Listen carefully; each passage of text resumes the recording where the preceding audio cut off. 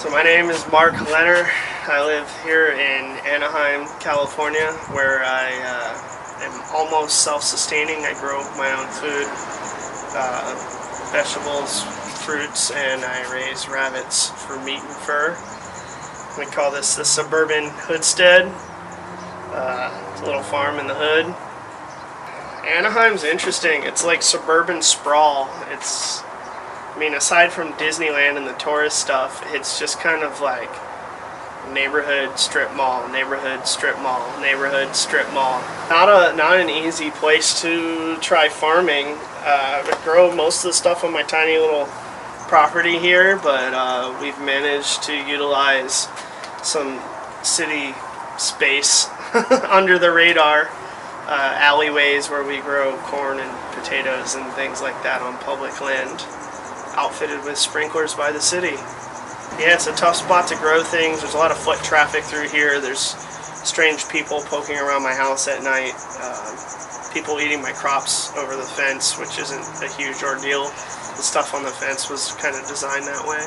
But yeah, it's an interesting place to do this. If you guys want to follow me, I post most of this stuff on Instagram, recipes, ideas on how to garden in tight spaces efficiently. My name on there is Meanderthal with an M.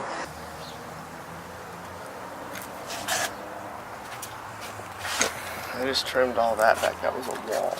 I went in there and I cut like all the bushy shit back. Like, dude, I was like throwing away like gallons of tomatoes, but they'll just compost and go into the tomatoes next year, and the rabbits ate a ton of them. Try one right off the vine. I swear they taste different like an hour later. Yeah, like when you eat them right off the vine, it's different.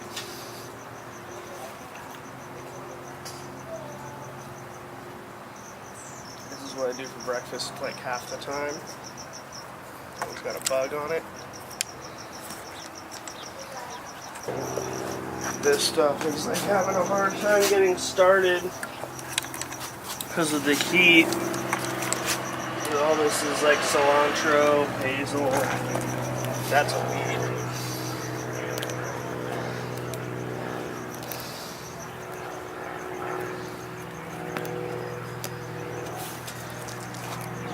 Mint, cilantro, basil, 2 types of parsley, chives.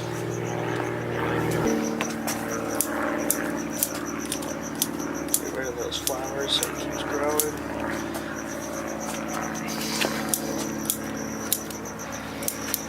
This was all potatoes, this dirt patch. Yeah. And then some idiot, actually the person who drives this car, put all the trash cans on trash day on top of the potato plants and killed them all. It started another one right here, but it's so hot that they're having trouble sprouting. That's why I have the green stuff on it. You can see it just barely. This one's starting to grow. I think that's the only one that's coming up. But those are like heirloom purple potatoes. Looks like they're struggling. It gets so freaking hot over here. But this will be potatoes and yams. The yams handle the heat way better than the regular potatoes. Fucking squash. There's no room to let it crawl on the ground, so I'm gonna suspend it up into the air. Let it get some circulation too, because it is getting mildew. Cucumbers. Maracuya. The purple passion fruits. That's for a beer. And those are ripe. I'm gonna make a Nelson Hop IPA passion fruit. Chileanos, like stuffing peppers. There's poblanos, which are pretty much the same thing, but they're not ripe yet.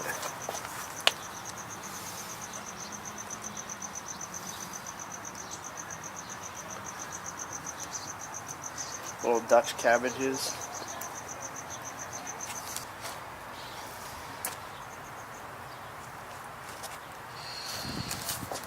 Those are bitchin', huh? Pretty cool pattern on these things. They're kind of like sour tart compared to a red tomato, but they make a super good green salsa. And then I have like purple tomatillos, and you can mix them up, and it's yellow, green, and purple, and it makes a fucking cool salsa. But they haven't turned purple yet; they're still green. And then these ones are good. These are lemon boys. They're like huge and sweet. The aromas, red ones, are all for sauces. They're made to like be simmered down.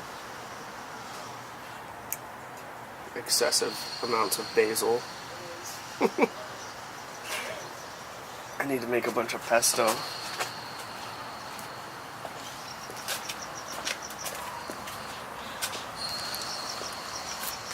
Back up tomatoes, corn.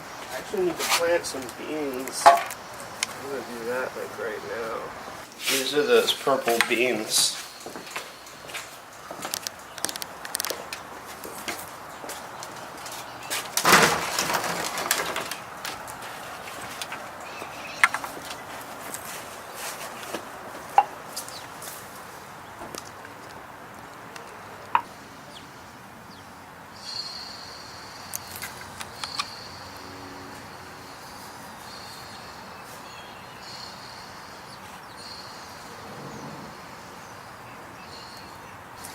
So those ones like grow on vines, and these ones grow on like small bushes. I'm going to try to plant both growing on the tree right there. Like the bushes at the bottom will like help shade it so that all the water doesn't evaporate. And the vining ones will climb up the tree and give me some more volume. I always plant a lot more than I need because there's all kinds of annoying bugs eating my stuff right now. This whole thing was full of rainbow peppers, like these ones.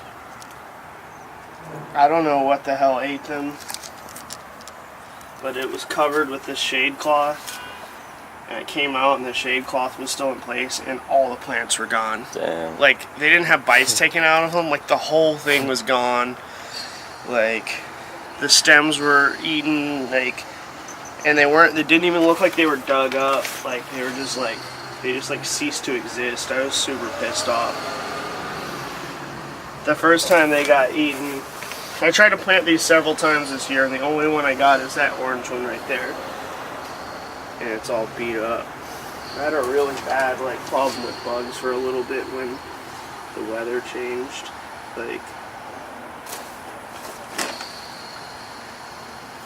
it's plenty right there. It's like rough and bitter, but this shit's good. Like, there's stuff you can do with kale, but like, I would never buy kale from the store and eat it like this.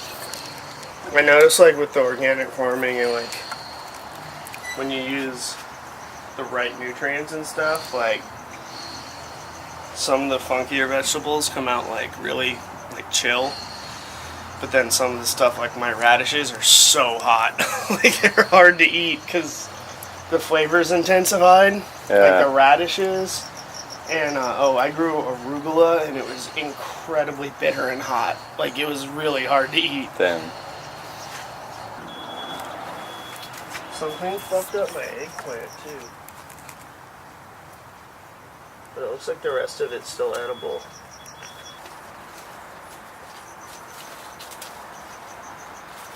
So, like, maybe once a week or once every 2 weeks, I cut the crowns off of all this shit, so that it doesn't go to seed. And then usually they branch out, and it just gets bushier and bushier with more leaves. All these herbs. I'm surprised at how long this basil's been going without having to replenish it. Gotta love basil, dude. Shit smells good. You can smell it from there, huh? It's so, like, gnarly aromatic. This particular one's like almost got like a lemony citrus smell to it. It's freaking delicious.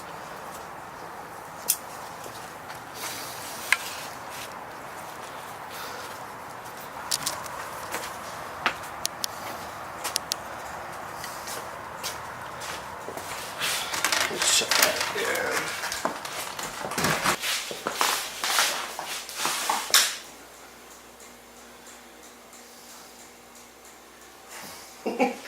These things are ridiculous.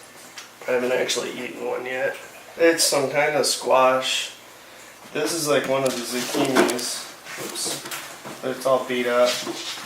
Like, it's probably trash at this point. They're so big, they're hard to eat a whole one. Purple tomatillos. And like, the longer you leave them on the vine, the brighter they get. But I had like mites, which are like little tiny creatures. They're like related to spiders. And they're killing the plant, so I started picking the tomatillos off, but I managed to get rid of the mites. So hopefully these will bounce back and I can make that purple and yellow salsa Lakers colors, even though I hate basketball. And then this is ready to be jarred or canned. Homemade sauerkraut. It's a shame that thing can't record the smell, because the viewers would either get really hungry or want to puke depending on their palate, because it's pretty sour.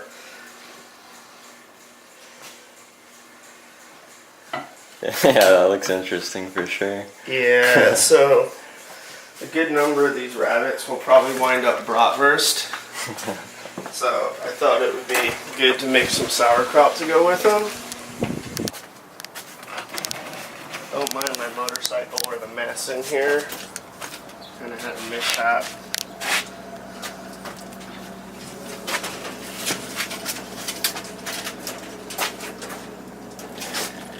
There was a lot more. We're gonna get quail for quail eggs, hopefully. She doesn't know that yet.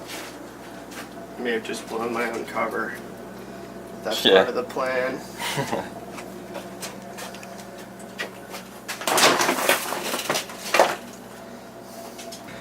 They're probably like 2.5, 3 months old, and there were 8 of them. Once they get about like 8 weeks, they're about like 4 pounds. Once you dress them out, they're about 2, which is a good eating size for like a 2-pound rabbit. It's like dinner for 2 people. These guys are probably closer to 5 pounds now. Off one of these guys, I'll get a pretty good amount of meat. Like each one of those hindquarters is like a nice hunk of chicken thigh. And then usually I scrape all the meat off the ribs and the back, like the whole saddle, and grind it for sausages and hamburger patties. And then I collect all the front legs to make wings. Because they'll eat it and they're like, this is like the juiciest chicken and it tastes really good. And then it almost to me tastes more like turkey. But then they look at the bone structure and they're like, is this pheasant or quail? And I'm like, let's take a trip to the garage. Killing stuff kind of sucks, but it's part of life. Better than taking it for granted, which is what everyone else does. Oh, I don't know how you do that. You're a horrible person. While they eat chicken that was raised in an itty bitty cage and in its own feces. Like, I mean, they're a little messy right now, but they're generally pretty clean in here. And if they want to come out, I'll let them out. But a lot of times they just like to stay put. Their natural instinct is to stay under cover. You know, if you're a wild rabbit, you want to be in your hole as much as you can, because you're less likely to be eaten while you're snoozing in your rabbit hole. I've had him for a couple of years now. He's a raging maniac. He's the grumpiest animal on earth. I think he looks like a bleached water buffalo. He's super alpha. He's pretty useful. See, I'm going to try to get her out, but I might get scratched up. She's a bitch sometimes. You never want to lift them by the ears, but you can use it as a handle to reduce the chances of you getting scraped up. Oh, you're skinny. They actually, like, they don't get too stressed out from the breeding, but they will lose weight, like, when they nurse. Like, if you keep them, like, these guys need their own cage soon. They need to be weaned. Obviously, they're eating the greens that we gave them. Go join your boyfriend and see if this works out. And then these guys are probably like 5 weeks old, and that'll probably be the last set that I get for the summer. And then in October, I'll start breeding them a lot. Come here, fat girl. I don't have a name for her yet.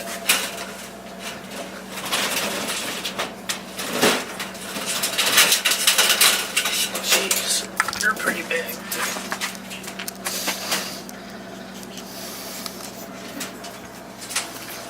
Calm down.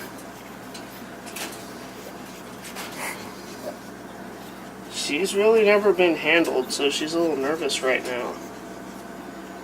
She probably thinks I'm gonna eat her. Relax.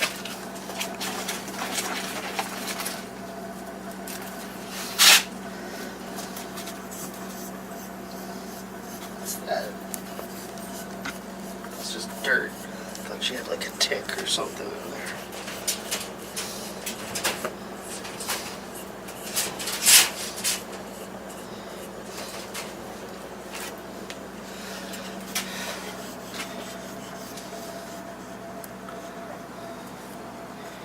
Yeah, she's a cool bunny. I don't know what her name is. Yeah, first I guess I gotta see if she breeds well before I determine if I'm gonna keep her or not.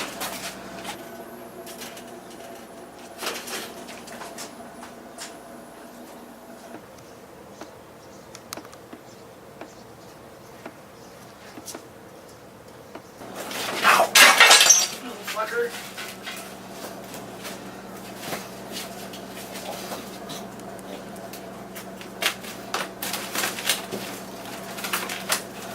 Calm down. Scratchy. That's a pretty common occurrence.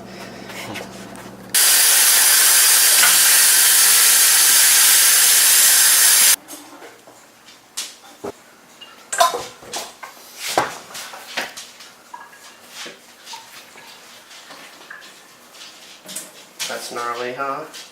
Yeah. The nerves.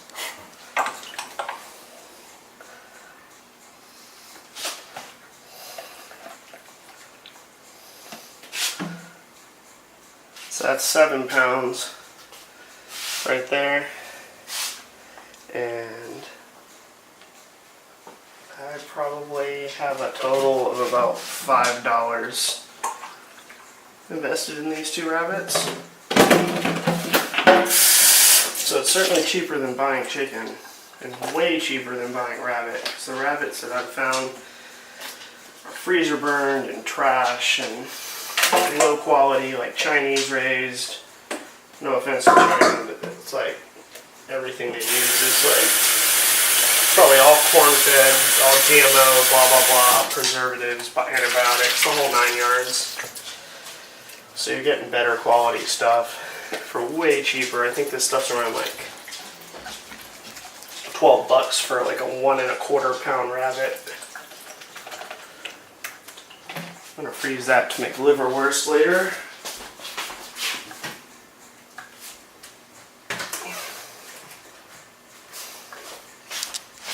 Is it still moving? Yeah.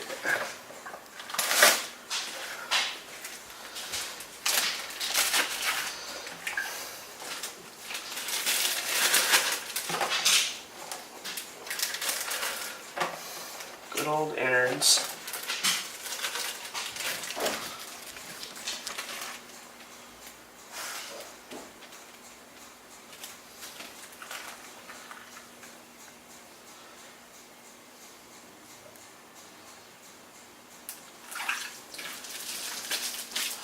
That's what I do when I don't want to go fire up my vacuum sealer. Dip it to the zipper, pushes all the air out. These fry up super nice, even without the skin on them.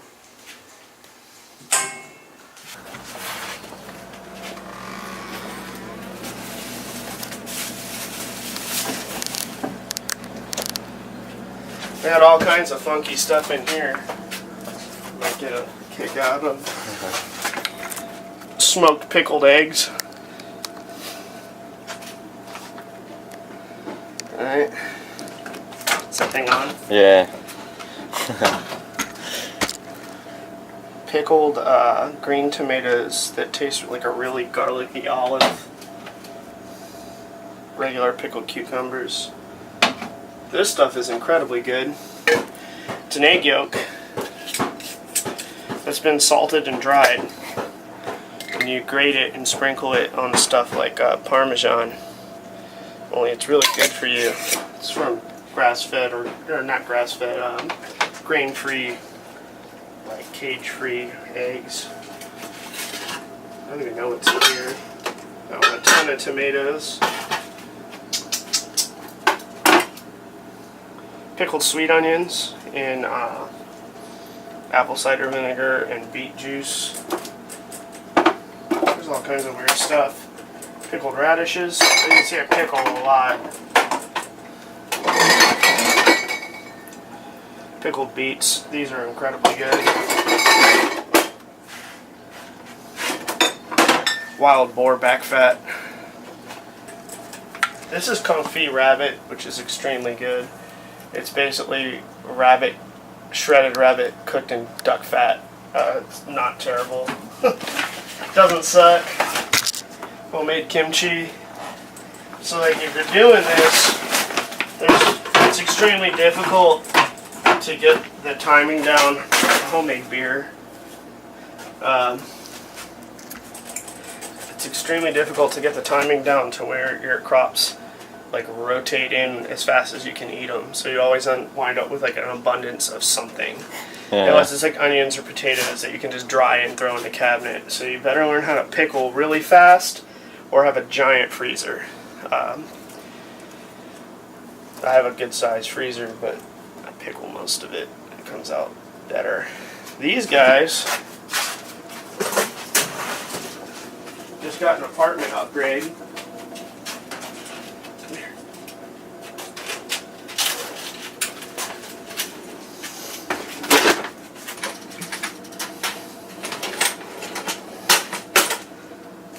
This will be easier. That holds way more food.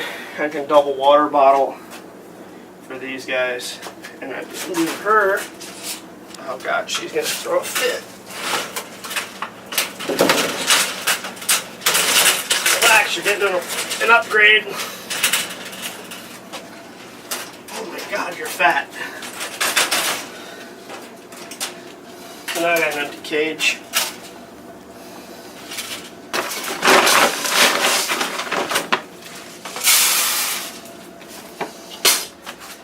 Once these guys are done nursing, she'll move over here.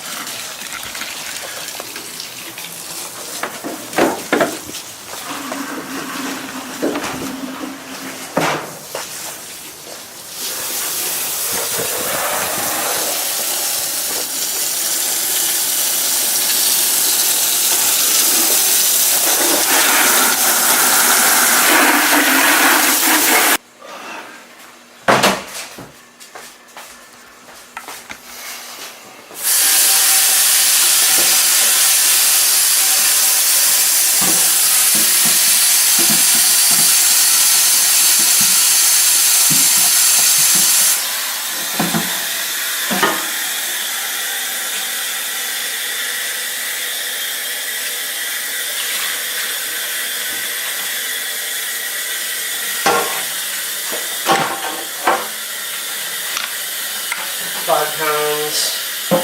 And they probably last me like 2 weeks.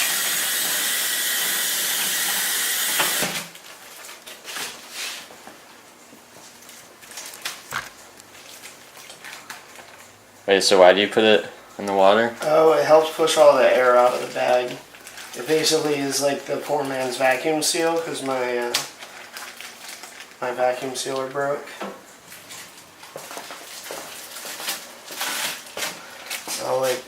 I'll zip it halfway, push it up to the zipper.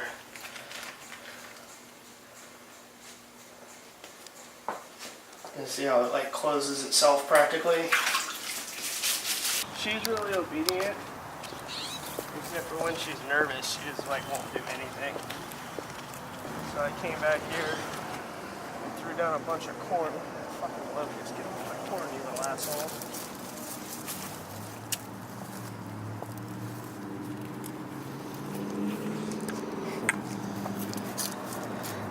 I hate these things. With the corn, you're supposed to plant them close together and in cubes, which as you can see they're not. So you have to pollinate them by hand, which is pretty simple.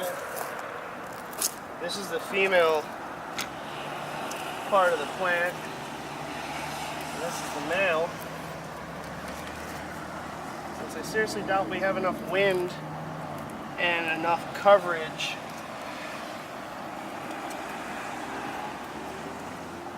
we're just going to do it like this, because the fence here is obviously going to cut back on the amount of airflow.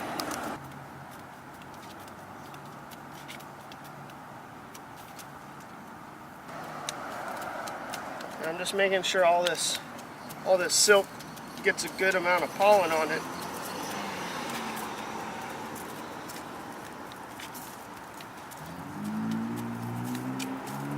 Supposedly, I don't know how much like fact there is to this, each strand of silk eventually becomes one kernel of corn. So yeah, the neighbor put in these like banana trees, some of the squash. But yeah, you can do all this. I mean, this isn't legal, we just did it. He put in all these chilies too. I need to come back and do some more. Sugar cane, dragon fruit, papayas, sunflower, lemongrass, mint, some more bananas. Tons and tons of cherry tomatoes. So the next step back here, aside from more corn, is going to be sugar beets, beans, some other large stuff that I don't want to deal with. But yeah, this is all like public. I mean, if somebody comes back here and grabs something, there's not much I can do about it. And if they don't get out of control, I don't really care. If I come back and all my corn is gone and then there's somebody selling it on my street with a freaking shopping cart and some mayonnaise, I'm gonna be kind of pissed. Yeah, I've had people like ask for stuff. I usually just give them like a grocery bag full. Especially the kale, because I can't eat that much kale. Like I make chips out of it, or I mix it into stuff, but I can't eat like a kale salad.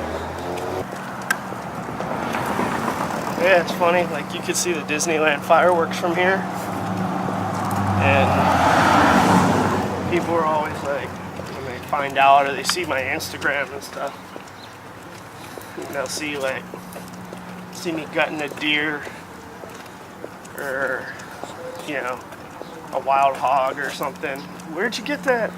Would you go to Montana? It's like, no, it's in East San Diego County, or up the ridge on Saddleback right here in Orange County. Where do you raise rabbits and have all these vegetables? Do you live on a ranch? I was like, no, I live in a 750 square foot little house. Sometimes I'll buy like gluten-free pizza crust from Whole Foods. That's about it. Red meat, I mean, it's not hunting season, so I can't go shoot a deer, so if I want steak, I have to buy it. I maybe spend like $20 a week. A lot of times I just buy cheese because I'm not patient enough to make cheese. I have made cheese before, but it's a pain. This has probably been fermenting for like 4 or 5 days. And it's kind of gnarly.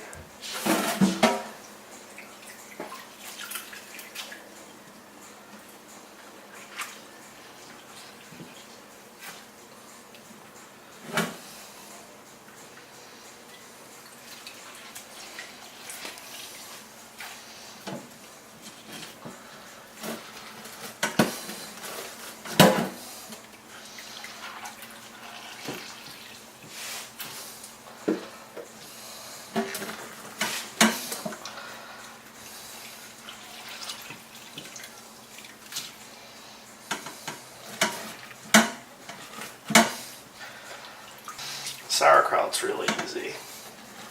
You just make a 2.5% saline solution and you shred cabbage. Then you soak it in the solution.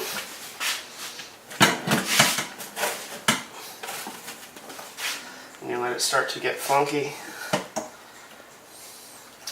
And then when it gets as sour as you like it to be, you transfer it to a refrigerator and seal it up. Make sure you get it cold before you seal it unless you want a bottle bomb, because it will continue to ferment and create pressure. And then it'll blow up, and the inside of your fridge will never be the same.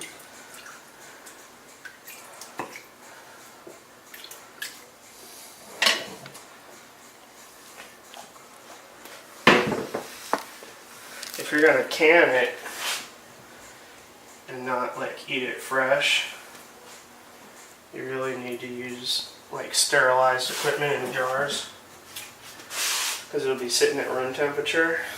But I'm not going to do that. Plus, you want the probiotics. If you're going to eat it raw, you might as well just do it like this. If you're going to kill it, you lose some of the benefits.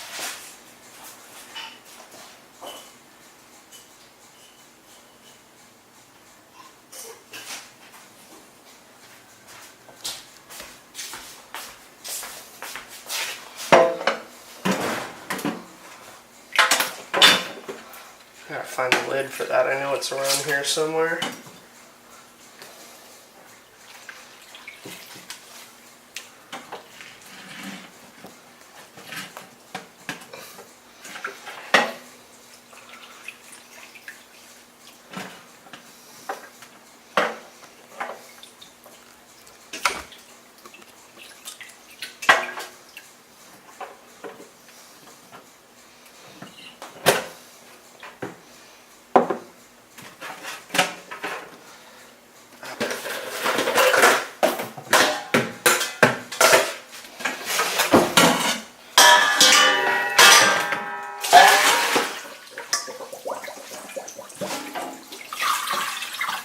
There wasn't even that much left to begin with. I could have just skipped that part.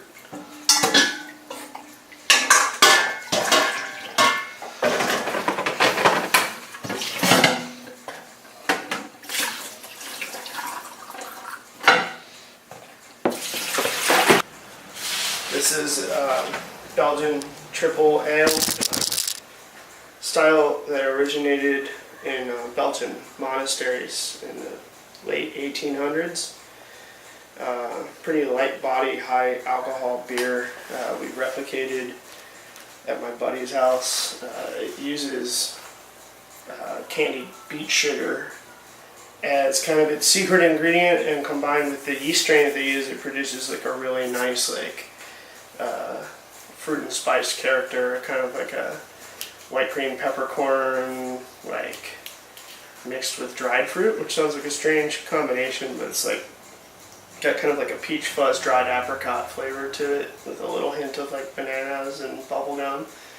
Really cool. It's like my favorite beer. I'm actually planning on putting down 5,000 sugar beets in undisclosed locations around Anaheim so that I can make a couple 100 pounds of granulated sugar that I can use both as a key ingredient in Belgian style beers by caramelizing it, or I can just put it on stuff just like you would sugar cane. I bought the barley and the hops. We cultivated the yeast. It's got a decent amount of carb on it. We cultivated the yeast ourselves from a sample of an old beer that we brewed. And then the sugar beets, I couldn't get any to grow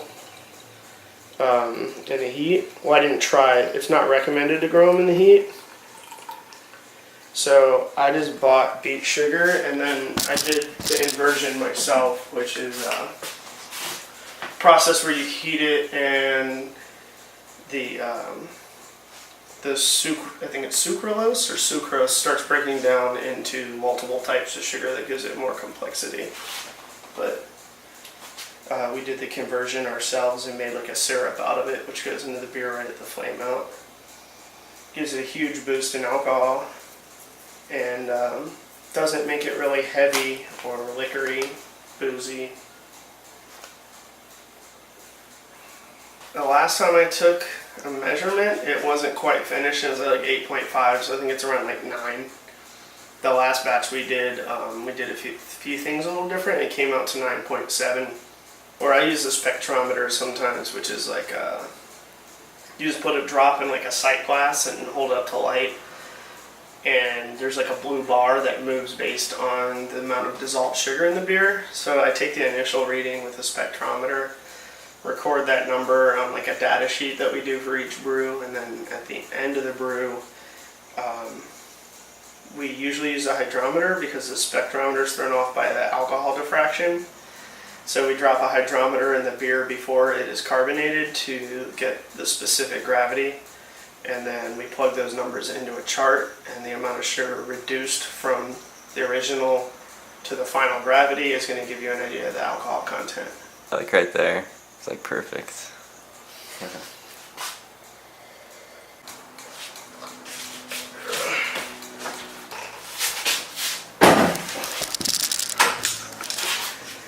Probably 40 to 50 pounds. That is kombucha. And the big blob you see on the top, that's bacteria. How long has this one been going? A couple weeks. So some people like to add fruit.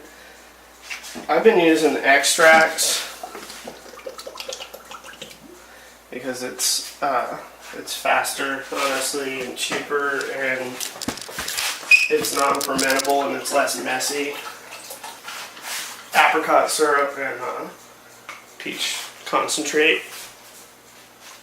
You can use real fruit, but it takes a while and it starts to re-ferment. So if you put the stuff in the bottle too hot, like with too much fermentables left, and you don't get it super cold, bottles can blow up or it can carbonate so much that when you take the top off, it turns into a volcano, and then you lose the kombucha that you worked so hard for.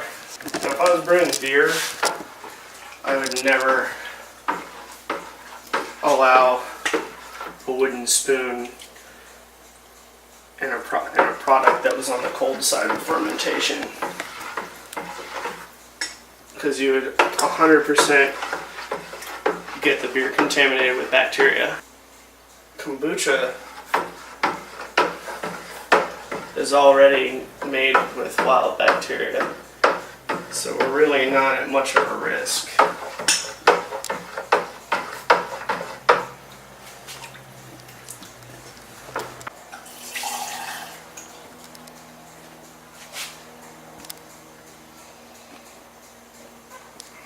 Sugar. They're just little pills of like pure sugar. Oops. It's pretty good, right? Yeah. For kombucha. Yeah. I mean, the stuff's not really made to taste great as much as it's made to aid your stomach, but if I can make it taste good, I will.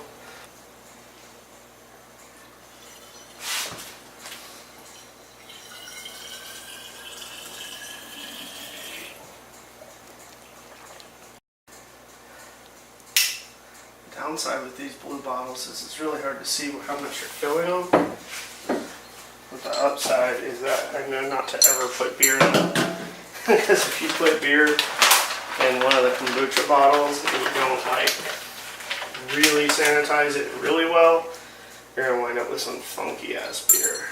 Which might not be a bad thing, but bad if that's not what you're trying to do. Now the cool thing is to make high alcohol kombucha, which is kind of weird to me, but it's like a trend.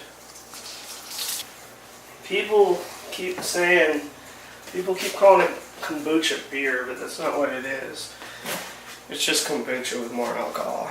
Just fermented like table sugar. For it to be beer, it has to contain water, malt, hops, and barley. What's Mark doing with all those vodka bottles? You can be like, I've seen him do it. He's just making kombucha. No, I'll tell them you're taking the soul vodka home. You know, there are people that got fired for like buying kombucha. Like this 19-year-old girl. Got fired for buying kombucha? Yeah. That's bullshit. And then the cashier that like rang her up got fired too for not IDing her. Was it like that Boochcraft stuff, or was it just regular kombucha? It was just like regular kombucha with like alcohol, like a higher level. It wasn't kombucha craft though. But it was the same idea, but a different brand. Cause like it's the same thing, just not as much alcohol. It's just like. I wonder what the percent was. It's probably pretty low. Like legally, if it's under like 0.5%, then they're allowed to buy it. It probably was too. Probably. I would have sued.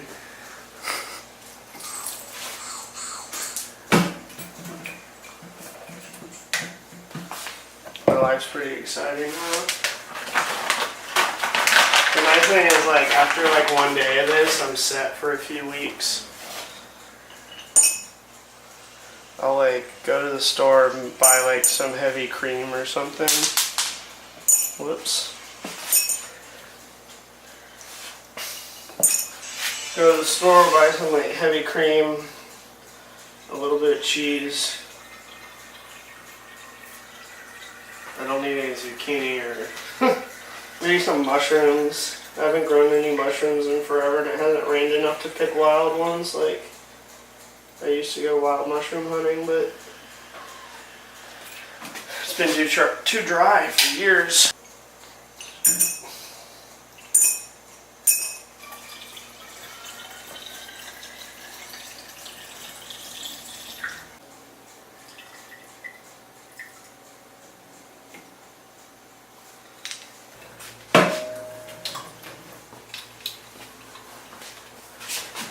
So the second fermentation in the bottle is going to build up pressure because it's sealed, and then when you cool it down,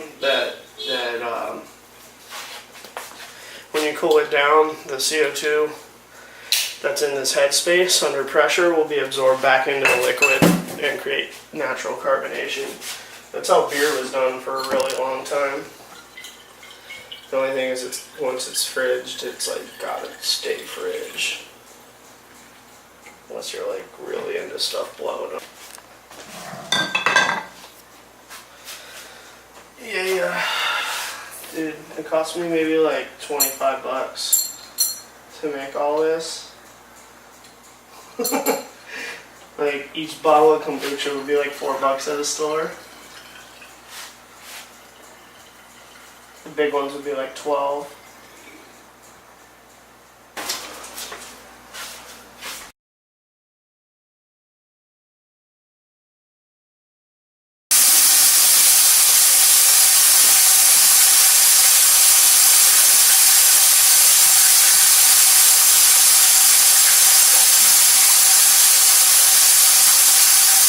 That's gonna be good. Proof you can do a lot with a little, 750 square feet. I lived in a condo that was converted into an apartment complex before this, and it was twice the size of this single family home. But I'm able to get a lot done here. I'm gonna smack the shit out of that butterfly. I know it's gonna put eggs on my kale.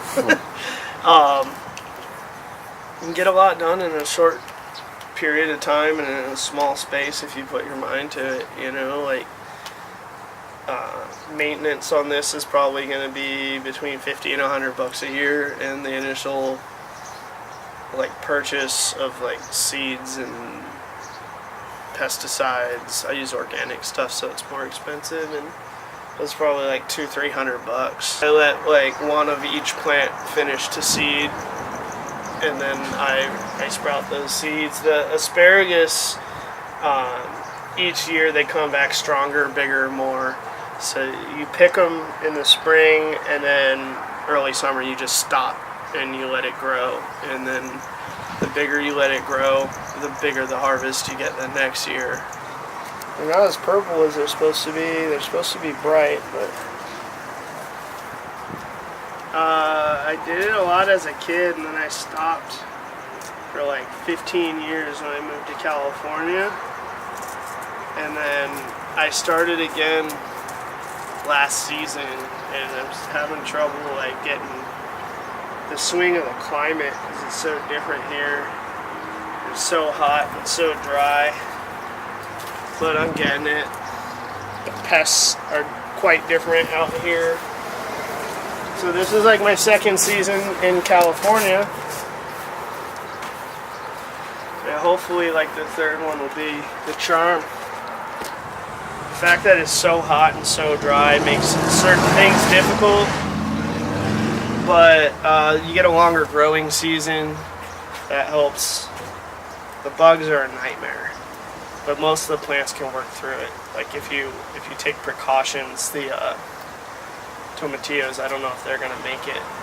I only lost one plant so far. It was a tomato bush that was in the corner. Those two, they survived, but barely. So I took clone cuttings in those pots, and they'll be replaced with clones of themselves.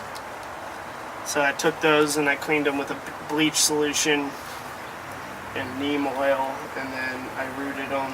I got two more here. These are Jubilees, which are the giant orange ones, and these are Super 100s, which are the cherry tomatoes. They'll replace themselves, and then by the time those fruit, it'll be late. The season will be over. They'll stop around like January. California's nuts, man. Everything's overpriced here. I think water's an issue, and then the overreach of the government finding and taxing the people who are making the food. It's like really hard to compete with the big companies like Monsanto and whatnot. Like that's why I do it myself.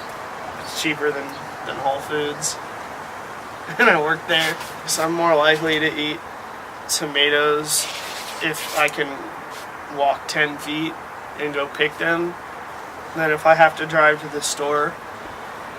I don't know, like before I did this, how many times I'd be hungry on my way home from work, and I'd stop at Jack in the Box because I would get my food in like 3 minutes.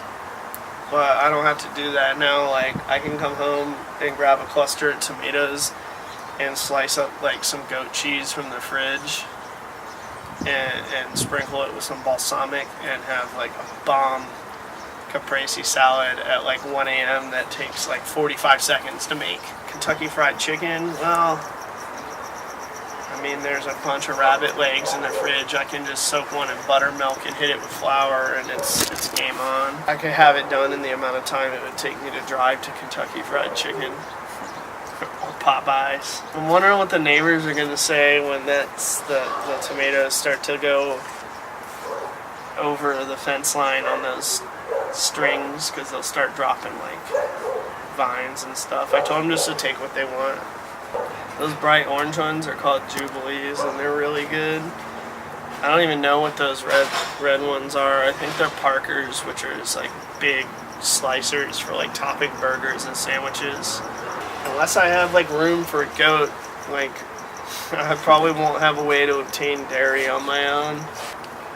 They stay in the garage 90% of the time. They don't like the sun. They don't like open spaces. They don't like the dogs. They basically like food and sleep and to hump each other. So like if it's not one of those three things, I'm kind of over it. But I've taken them out of their cages, and they usually go back to their cage on their own as fast as they can.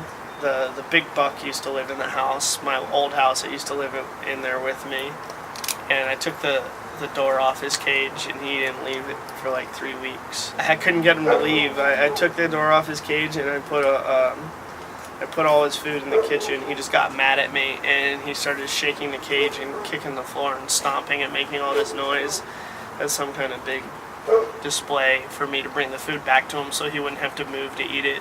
I remember one day he repositioned his litter box so he could sit his butt on the litter box and stick his mouth in his food bowl at the same time.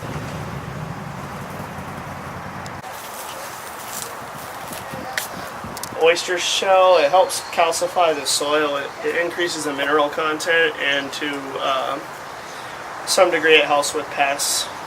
I don't know if it's true. I've heard the rough texture makes it difficult for snails and slugs to crawl over because of their soft stomach.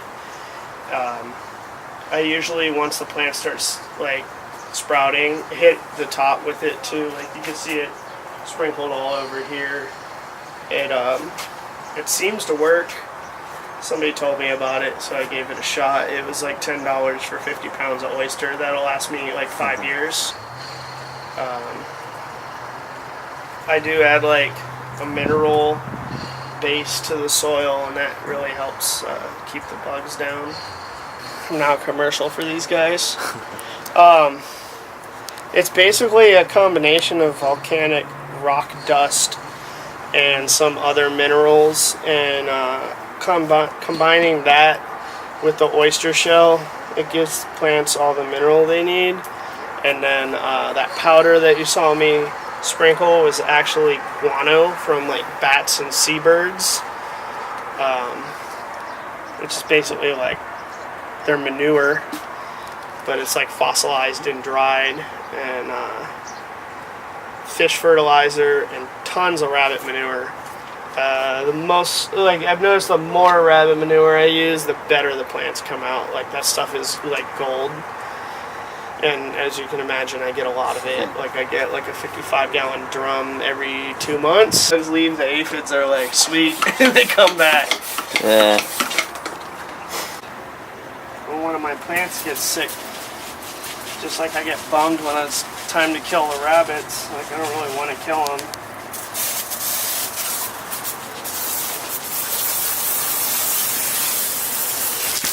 But if that's what goes on at the store.